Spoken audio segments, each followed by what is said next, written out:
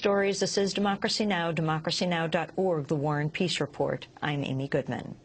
The Obama administration's acknowledged it's continuing a Bush-era policy authorizing the killing of U.S. citizens abroad.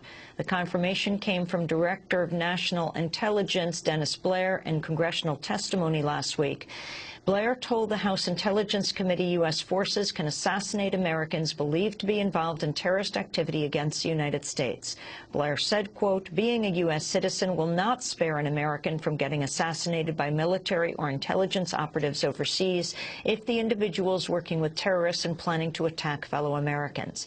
He added, we don't target people for free speech. We target them for taking action that threatens Americans. Blair's comments came 1 week after the Washington Post reported at least 3 U.S. citizens are on hit lists maintained by the CIA and the Joint Special Operations Command.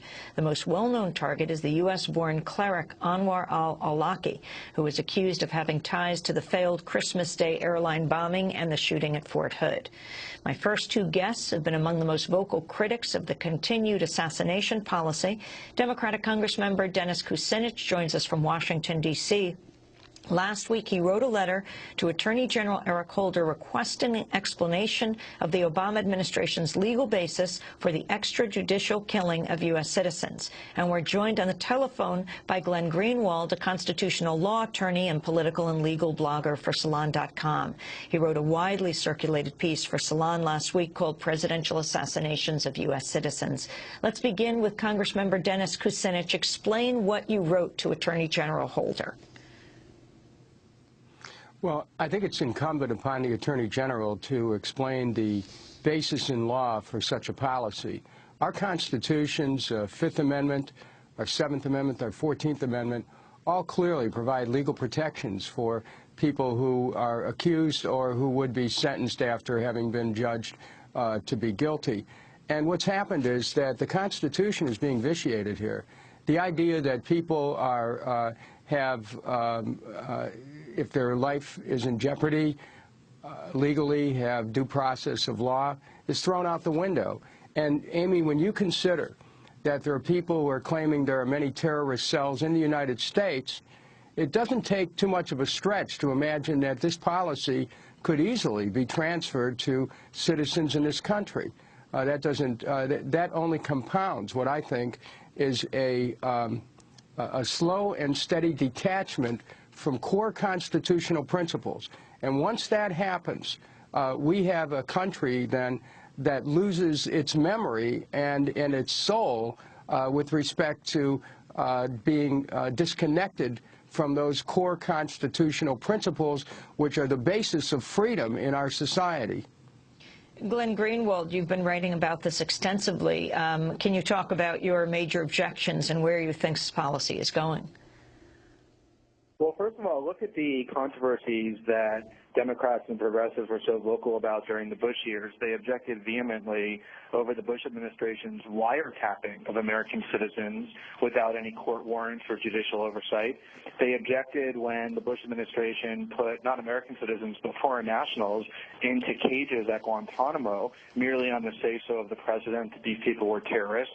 Here you're talking about the worst elements of those policies, but even more extreme. You're talking about American citizens not being merely wiretapped by the president with no oversight, but murdered, assassinated, killed, based solely on the unchecked say-so of the president. And I think what really has to be emphasized is look at how many times over the past decade that the administration, first the Bush administration and the Obama administration, has accused people of being terrorists, the worst of the worst, and it turned out that they were completely wrong. Hundreds of people who were at Guantanamo ended up being released because there was no evidence of wrongdoing. Ever since the Supreme Court in 2008 granted habeas corpus rights to detainees, 33 out of 39 Guantanamo detainees who brought their cases before a court were ordered released by federal judges on the grounds that there was no evidence to justify the accusations against them. So there are few things more dangerous than allowing the executive branch to label people terrorists and treat them accordingly, and that danger is compounded severely when you're talking about American citizens who have constitutional rights and talking about not merely eavesdropping on them or imprisoning them, but actually murdering them. Glenn, you quote a 1981 executive order signed by Ronald Reagan. Right. Well, you know, assassinations have a very long and sordid history in the United States, and the reason is that the CIA has used assassinations as a major weapon in its arsenal, so much so that they've assassinated people who ended up being wrongly killed, who ended up causing great controversy because it's extrajudicial killings, and even Ronald Reagan, who engaged in all sorts of extreme policies in Central America, waging covert war, declared political assassinations of political leaders, to be illegal. Now that applies only to political assassinations, not necessarily to assassinations of people accused of terrorism, but the principle is the same, that these kind of extrajudicial killings, which we condemn when virtually every other country does, was so extreme, so contrary to our values, that even Ronald Reagan issued an executive order banning it. And now here's President Obama doing it, again, not with regard to foreign nationals or to foreign leaders who we accuse of all kinds of extremities, but United States citizens, in the case of al-Awlaki, born and raised and educated in the United States. And it's as severe and extreme a policy as can be imagined. So, Congressmember Dennis Kucinich, what can you do about this in Congress? Well, Congress has the authority under a joint resolution to challenge any presidential directive. It's not widely known, Amy, but there are at least 3 states of national emergency that we're operating under right now by presidential declaration. One relating to 9/11, another one relating to the war on terror, and a third one relating to Iran. You know, this idea of being governed by an edict, of being locked into this war on terror, poses all kinds of challenges to our Constitution. I take an oath to defend the Constitution, and when I see in the 5th Amendment where it says that no one should be deprived of life, liberty, or property without due process of law, I want to know what's the constitutional basis for suspending this provision for anyone, even for a moment.